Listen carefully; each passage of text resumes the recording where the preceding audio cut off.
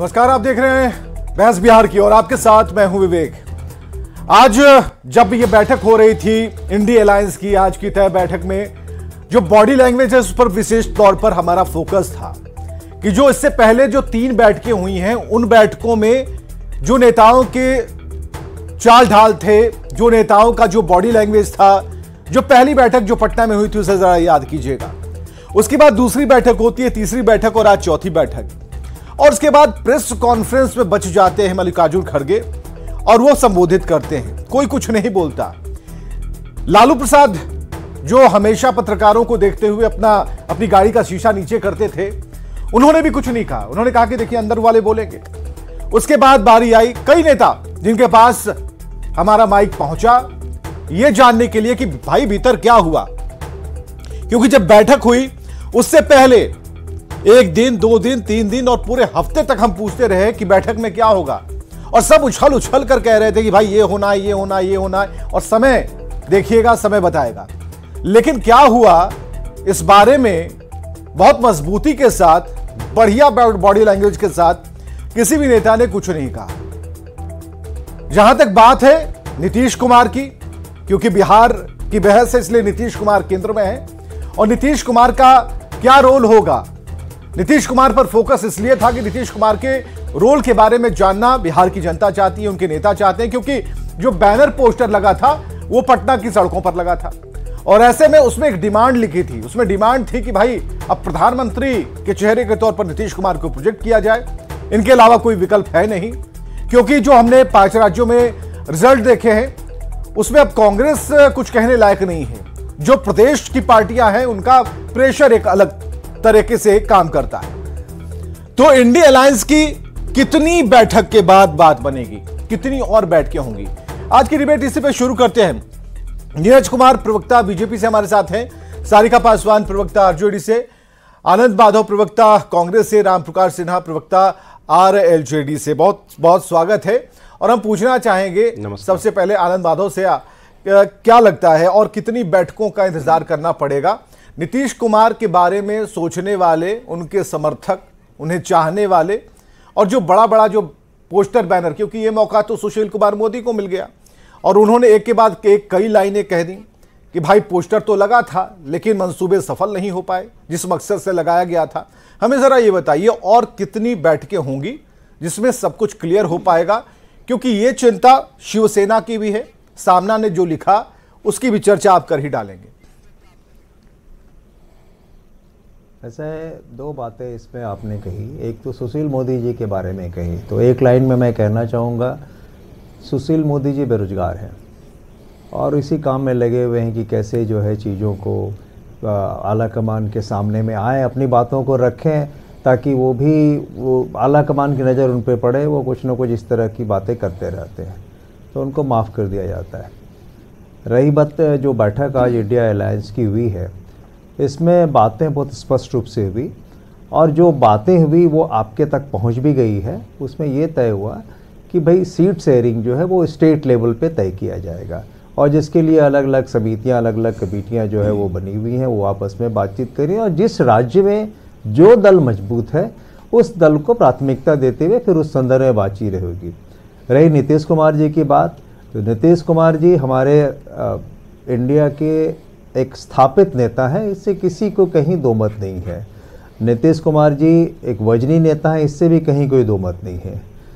रही प्रधानमंत्री पद की बात या उनके जो मंसूबों की बात जो आपने बताया, जदयू कार्यकर्ता, तो हर पार्टी के जो कार्यकर्ता हैं वो अपने दल के नेता को सर्वोच्च मानते हैं, इससे किसी को कहीं इनकार नहीं है।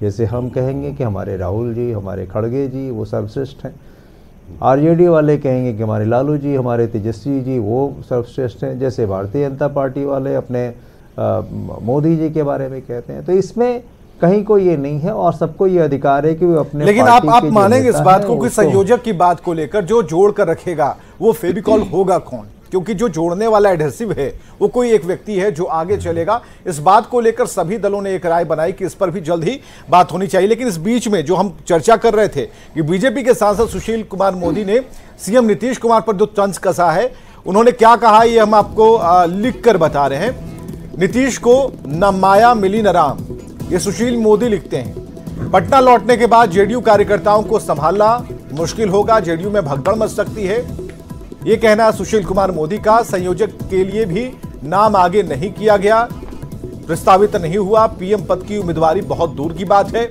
और गठबंधन के दो बड़े दल नीतीश के खिलाफ, ममता और केजरीवाल नीतीश के खिलाफ हैं। चौथी बैठक में भी कोई फैसला नहीं हुआ। ये बातें सुशील कुमार मोदी ने कही हैं, इस पर हम जरा मैंने कहा ना कि सुशील कुमार मोदी जी बेरोजगार हैं और इस तरह की बातें करेंगे। कौन किसके खिलाफ है वो अपने मन से तय कर लेते हैं, कौन किसके साथ है वो अपने मन से तय कर लेते हैं।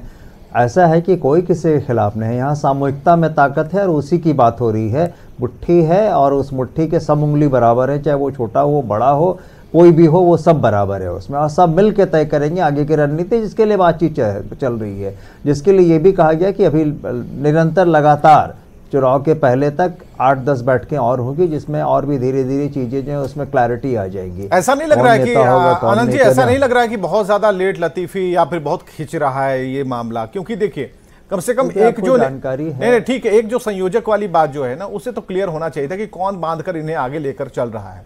यहाँ पर स्टैंडिंग कमेटी 11 लोगों की तो बन गई है ना। हाँ, लेकिन स्टैंडिंग कमेटी 11 लोगों की बन गई है और सब मिल के निर्णय कर रहे हैं, सब मिल के आपस में बातें कर रहे हैं। डेडलाइन है आप तो बताया ना। नहीं, डेडलाइन कैसे तय होगा? राजनीति में कहीं कोई डेडलाइन नहीं होता है। निश्चित रूप से हम 2024 का चुनाव हमारा लक्ष्य है, उसके लिए लड़ रहे हैं, हम सब लड़ रहे हैं। क्योंकि जिस ढंग से आज प्रजातंत्र का माहौल उड़ाया गया, जिस तरह से लोकतंत्र का मजाक उड़ाया गया, जिस तरह से लोकतंत्र की आज हत्या की साजिश रची गई, 141 सांसदों को बाहर का रास्ता दिखा दिया गया, इसके खिलाफ तो आवाज उठेगी ही। और ये तो आवाज उठेगी ना, लेकिन जिस आकार को आप बनाने चले उसे तो बना लीजिए। हमारे साथ नीरज कुमार प्रवक्ता बीजेपी से, नीरज कुमार बीजेपी के प्रवक्ता हमारे साथ है। नीरज जी, कई बैठकें होनी है और ऐसा लग रहा है कि इंतजार ये खत्म नहीं हो रहा है, क्योंकि हर बार एक आशा भरी निगाहों से लोग देखते हैं। अब तो प्रेस कॉन्फ्रेंस में भी लोग नहीं जुट रहे हैं। हमारा सवाल तो इसी बात को लेकर है, जो बॉडी लैंग्वेज पहली बैठक में था, अब देखिए कैसे नजर आ रहे हैं। कोई भी व्यक्ति अपनी गाड़ी का शीशा निकालकर बात करने को तैयार नहीं है। हम तो पूछ रहे हैं, हर बार सवाल पूछ रहे हैं। हाँ नीरज जी, एक बड़ा मशहूर गाना था, दिल मेरा ऐसा किसी ने तोड़ा, एक भले मानुस को अमानुस बनाकर छोड़ा। नीतीश कुमार जी की हालत ही यही हो गई है, बेचारे अब लाचार परेशान हो गए हैं। ये इंडी अलायंस, अभी जब मैं आपके यहाँ आ रहा था तो मुझे भूख लग गई थी, मैंने रास्ते में एक संतरा खरीदा तो मुझे इंडी अलायंस समझ में आने लगा। संतरा को भी छिलता गया तो अंदर से वो फाक निकला। तो यही इंडी अलायंस है। ये बिना सेनापति का सेना है, इसका कोई लक्ष्य नहीं, कोई दिशा नहीं, कोई नीति नहीं, कोई नियत नहीं, कोई नेता नहीं।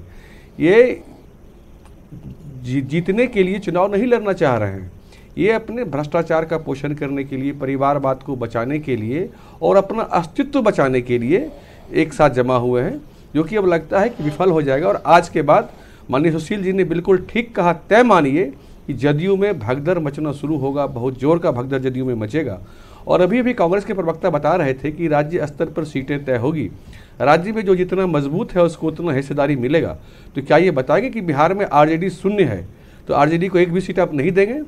ये कहने की ताकत ये रखते हैं तो इनको ये बात कहना चाहिए कि हाँ, राज्य में जिसकी जितनी मजबूती है उसको उतनी हिस्सेदारी मिलेगी। तो राजद को तो बिल्कुल नहीं मिलना चाहिए। यहाँ तो लोकसभा में राजद शून्य है, तो इनका कुछ भी स्पष्ट नहीं है, कुछ नहीं हो सकता। आज ही देखिए, वहाँ मीनाक्षी मुखर्जी ने कलकत्ता में कहा कि हम हत्यारों के साथ गठबंधन नहीं करेंगे। उद्धव ठाकरे जी ने कहा कि बिना सारथी का रथ है। ममता बनर्जी ने कहा कि कांग्रेस को जमींदारी कल्चर छोड़ना पड़ेगा।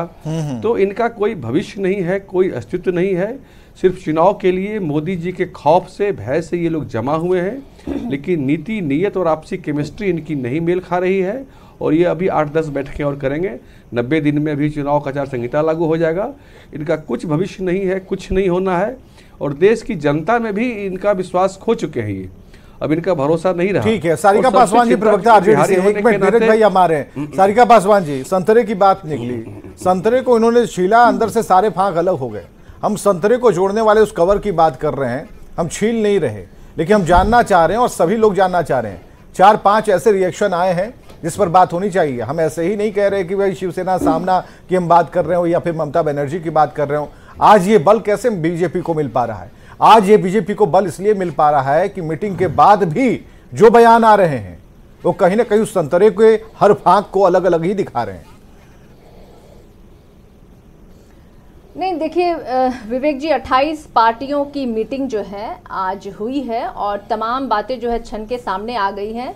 और ममता बनर्जी ने खड़गे साहब का नाम लिया, वो इसलिए लिया कि इस गठबंधन को वो लीड करें और इसकी स्वीकृति तमाम दलों ने रखी भी सामने।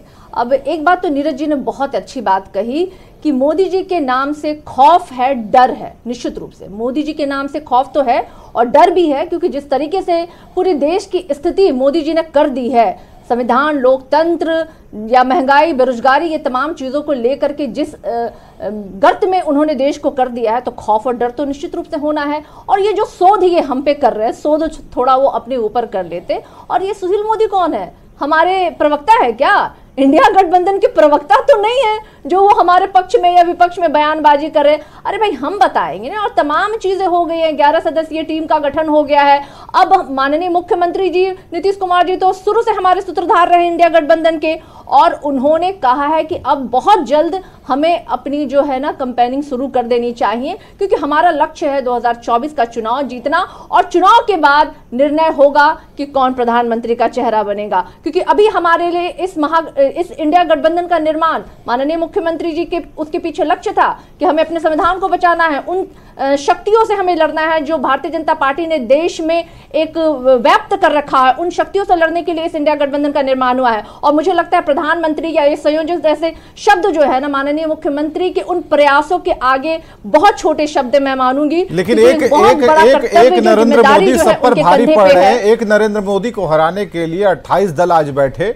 जब निकले तो हमें लगा कि सब लोग मिलजुल कर आज कहेंगे और सब लोग एक साथ हाथ उठाएंगे। ये दृश्य देखने के लिए खासकर जो सभी लोग हैं जिन्होंने पॉलिटिक्स को कभी करीब से समझा या समझने की कोशिश कर रहे हैं, वो देखना चाह रहे हैं कि आप लोगों के हाथ एक साथ बंधे हुए कब उठते हैं। आज कोई पहले निकल जा रहा है, कोई बीच में निकल जा रहा है। रामगोपाल जी को हमने देखा, इसके अलावा नीतीश कुमार कब निकले उनका पता नहीं चला, ताकि हम उनसे बात कर पाए। विवेक जी, हमारे विपक्षी दल तो शुरू से कहते आ रहे हैं कि ये इंडिया गठबंधन की बैठक होगी नहीं, इसमें राहुल जी नहीं आएंगे, तो आप लोग ऐसा इमेज भी तो दिखा रहे हैं, अरविंद केजरीवाल नहीं आएंगे। और देखिए, लगातार आपने देखा कि जिस बैठक की पहली शुरुआत बिहार की धरती से हुई, हमारे इस बिहार से शुरुआत हुई और आज दिल्ली में हुई है, चौथी बैठक हुई है, और आज 28 दलें जो हैं इस बैठक में सम्मिलित हुई। तो मजबूत गठबंधन का परिचय तो इंडिया गठबंधन ने पूरे देश के सामने रखा है। और अब तो मोदी जी और उनकी पार्टी भय और खौफ में है भाई, इस झूठ और फरेब की राजनीति का हमारा क्या होगा। सुनिए, आप फोटो मत खिंचवाइए, बाहर ही एकत्र हो जाइए, लेकिन मैसेज जाना चाहिए। जो मैसेज गया आज निकलने के बाद, ये हो गया, वो हो गया, वो हो गया, नहीं, हमें एक मैसेज तो जाना चाहिए था ना कि हम क्या कर रहे हैं। किसी एक मसौदे पर पहुंचे कि नहीं। और इधर प्रस्ताव ममता बनर्जी की तरफ से मल्लिकार्जुन खड़गे के नाम पर आया। मल्लिकार्जुन खड़गे ने कह दिया कि नहीं भाई, अभी तो हम दूसरी दिशा में, हम सब लोग पहले जीत लें, सांसद तो पहले निकाल लें, उसके बाद पीएम पर बात हो जाएगी। आप समझिए समझदारी की बात उन्होंने। देखिए विवेक जी, खड़गे साहब का नाम मैंने आपको बताया कि इंडिया गठबंधन को लीड करने के लिए है और इस पे स्वीकृति तमाम दलों ने अपने दी है। यहाँ पे कोई पीएम और सीएम और वो सब बातें नहीं चल रही हैं। हम लोग वन मैन शो वाले लोग नहीं हैं। हमारे ऊपर एक बहुत बड़ी जिम्मेदारी है। उन सामंतवादी, उन पूंजीपतियों, उस लोकतंत्र और संविधान के हथियारों से हमारी लड़ाई है और बहुत महत्वपूर्ण जिम्मेदारी को हम संजीदगी के साथ आगे रख रहे हैं। और आजकल लगता है मुझे पूरे देश भर में संदेश गया है कि इंडिया गठबंधन जो है वो कितनी मजबूत है, कितनी इंटैक्ट है। और अब हमारी लड़ाई जो है वो एकदम स्पीड में है और अब तो कैंपेनिंग शुरू होगी। अब मोदी जी बताए, मोदी जी की पार्टी बताए कौन सा झूठ जाके तो जनता के बीच में परोसेंगे। स्पीड उतनी ही रहे, बोलेंगे स्पीड उतनी रहे जिसमें दुर्घटना ना हो, धर्म की झूठ बोलेंगे, कंट्रोल किया जाए। ये मैच के बाद बताएंगे कि बॉलिंग कौन करेगा। हथियार के साथ ये मैच के बाद बताएंगे कि बॉलिंग कौन करेगा। कौन से झूठ के हथियार के साथ वो जनता के बीच में जाएंगे, छक्का लगा रहे हैं, किस तरीके से झूठ बोलेंगे। बॉलर तय नहीं है। नीरज जी बता दीजिए ना कौन सा झूठा लेके आप जाइएगा। नीरज जी एक मिनट आइए, हम चाह रहे हैं कि एक बार फिर से एक बार हम बातचीत करें। रामपुकार सिन्हा प्रवक्ता आरएलजेडी से हमारे साथ है। रामपुकार जी, जो स्थिति है उससे जो मैसेज जाना चाहिए था, उस मैसेज के इंतजार में सभी लोग बैठे थे। मीटिंग में जाते और निकलते सभी से हम बात करने की कोशिश कर रहे थे। कोई ऐसा चैनल नहीं होगा, कोई ऐसे पत्रिका वाले नहीं होंगे, सोशल मीडिया वाले नहीं होंगे जिन्होंने कोशिश नहीं की होगी। हम चाह रहे थे कि वो ध्वनि आए, लेकिन उसके बाद ये ध्वनि जो आई उसमें कई और बैठकों का जिक्र हो गया। तो क्या लग रहा है इस पूरे सिनारियो को देखते हुए कि इस अलायंस का भविष्य क्या है और एक नरेंद्र मोदी वर्सेस जो ये तमाम 28 दल एक साथ बैठे, उसका नतीजा क्या होना है?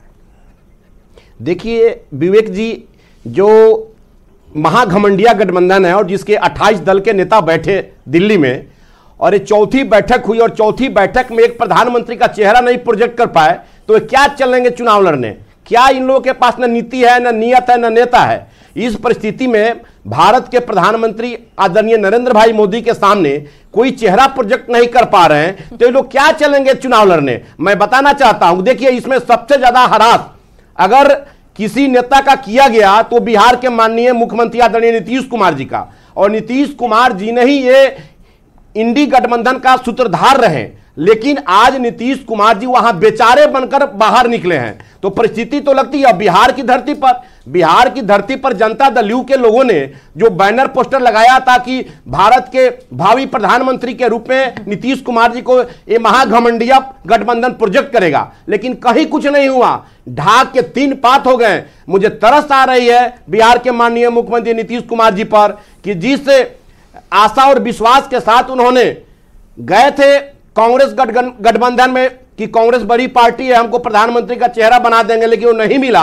उस परिस्थिति में अब तो आदरणीय लालू प्रसाद यादव जी का ये सपना है कि जल्दी उन नीतीश जी को हटा दे और मुख्यमंत्री के पद पर तेजस्वी प्रसाद यादव को रख दे, लेकिन वो भी अब नहीं हो पा रहा है। अब देखिए ना, नीतीश जी की जो स्थिति बनी हुई है, पूरा बिहार और देश की जनता जान रही है कि नीतीश जी को किस प्रकार वो महाघमंडिया गठबंधन के लोगों ने ठग लिया। अब तो नीतीश जी की स्थिति पर हम लोगों को भी दया आती है कि आज नीतीश जी क्या थे, क्या हो गए। आज जो इंडी गठबंधन का जो बैठक हुआ, उस बैठक में नीतीश जी की जितनी फजीयत हुई, ये तो देखने के बाद बिहार की जनता भी अब शर्मसार कर रही है कि महाघमंडिया गठबंधन में जाने के बाद नीतीश जी को ना माया मिली ना राम। तो परिस्थिति ऐसी बन गई है कि इस गठबंधन से कुछ होने जाने को नहीं है। हमारा एनडीए गठबंधन, नेशनल डेमोक्रेटिक अलायंस गठबंधन, पूरी मुस्तैदी के साथ आगामी 2024 के लोकसभा चुनाव में आदरणीय नरेंद्र भाई मोदी के नेतृत्व में पूरा चुनाव लड़ेंगे और बिहार में 40 का 40 लोकसभा सीट हम लोग चुनाव जिताकर और दिल्ली भेजने का काम करेंगे। और जहां तक एक सवाल नीरज जी आपसे एक सवाल कि नीरज जी, अगर इतनी ही संभावनाएं गड़बड़ हैं, इंडी गठबंधन के बारे में बहुत सारी निगेटिव चीज़ें अगर सामने आ रही हैं, उनके बॉडी लैंग्वेज पर भी सवाल खड़े हो रहे हैं, उनके कोई भी बड़े नेता कुछ भी बोलने को तैयार नहीं, हो सकता है उन्हें अधिकृत किया गया हो कि खड़गे साहब ही बोलेंगे, चलिए मान लेते हैं, आप लोगों को कोई भय तो नहीं है कि अगर ये लोग जुट जाएंगे? क्योंकि इतनी निगेटिविटी, ठीक है आप ध्यान मत दीजिए, आप इस पर कहिए कि नो कमेंट, हमें कुछ कमेंट नहीं करना है, तो एक लगे कि नहीं आप अपनी तैयारी के मोड में हैं। बार बार निगेटिव अगर इंडी गठबंधन के बारे में अगर बीजेपी की तरफ से बराबर बोला जा रहा है, इसका अर्थ हम क्या लगाएं? क्या एक परसेप्शन क्रिएट करने की कोशिश की जा रही है या फिर वो भय कहीं ना कहीं ओवरलैप हो रहा है? बीजेपी के तरफ से लगातार सच्चाई बताई जा रही थी कि लोग सीट शेयरिंग नहीं कर पाएंगे, नेता नहीं तय कर पाएंगे। मैं बार बार आपकी डिबेट में यही बोला हूँ, भय से कुछ सच्चाई। और देखिए क्या है ना कि गठबंधन कल्चर अटल जी ने इस देश में शुरू किया था और इस धर्म को निभाने का कलेजा और मादा भाजपा ही रखती है। ये इन लोगों के बस की बात नहीं है कि एक दूसरे का सम्मान करें। आज ममता बनर्जी ने बिल्कुल ठीक कहा कि कांग्रेस को जमींदारी कल्चर छोड़ना पड़ेगा। जब कांग्रेस का फॉर्मेशन हुआ था तो उसमें सारे के सारे जमींदार थे और एक अंग्रेज थे। जब 11 लोग कांग्रेस का सबसे पहले फॉर्मेशन हुआ था। नहीं आप तो ये सवाल हमने ऐसा है विवेक जी, कल्चर आज भी विवेक जी मैं कुछ कहना चाहूंगा। सबसे बड़ी बात तो मैं ये कहना चाहूंगा, सबसे बड़ी बात तो मैं ये कहना चाहूंगा कि इंडिया गठबंधन की जो बैठकें हो रही हैं उससे जो स्थिति देखने पे नजर आ रहा है समूचे भारतीय जनता पार्टी और इनके सहयोगी दलों का, ये सबके पास है, घबराहट है, इन लोगों में कंपन है, ये लोग परेशान हैं कि क्या बात हुई क्या नहीं बात हुई, कान लगा के खड़े हैं वहाँ पे, लेकिन इनको कुछ हाथ आने वाला नहीं है, पहली बात।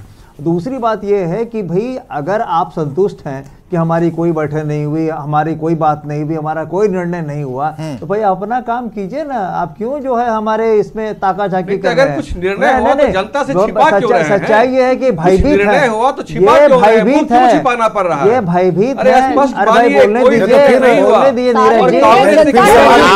आपके गठबंधन के लोगों को तय ही नहीं हो पाया कि कौन प्रधानमंत्री का चेहरा होगा। क्या बात, एक नेता नहीं चयन कर पाया। चलिए देश तो सभी को है, खासकर बीजेपी को भी है कि हुआ क्या आखिर क्या तैयारी कर रहे हैं ये लोग और अगली कितनी बैठकें होंगी, ये सवाल हम छोड़े जाते हैं, क्योंकि इसके बाद भी जो कहा जा रहा है कि संयुक्त रैलियां होंगी, ये देखना होगा कितनी मजबूती के साथ, कौन होगा, कैसे होगा। जनता पार्टी जो अंग्रेजों के चाटुकार थे। ठीक है, बहुत बहुत शुक्रिया। इस डिबेट को यहीं पर समाप्त करते हैं और इस डिबेट को यहीं पर समाप्त करते हैं। इंडिया अलायंस की कितनी बैठक के बाद बात बनेगी, अब देखिए बैठकें तो हो रही हैं, चौथी बैठक हो गई, पांचवी, छठी, कब इसमें एक कोई ऐसा फेज सामने आएगा जहां पर बात आकर रुकेगी कि नहीं इनके साथ चलेगा, क्योंकि फिर उस व्यक्ति विशेष के ऊपर राजनीति और तमाम तरह की प्रतिक्रियाएं आनी शुरू होंगी।